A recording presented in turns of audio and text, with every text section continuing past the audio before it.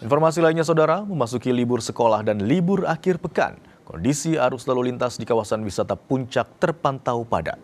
Untuk mengurai kepadatan kendaraan, Satlantas Polres Bogor memberlakukan one-way arah atas secara situasional.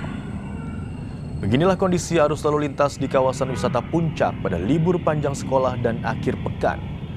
Tingginya volume kendaraan yang ada menyebabkan terjadinya kepadatan kendaraan selepas keluar pintu tol Ciawi menuju Simpang Gadok ke arah Puncak yang sebagian besar kendaraan didominasi dari luar Bogor.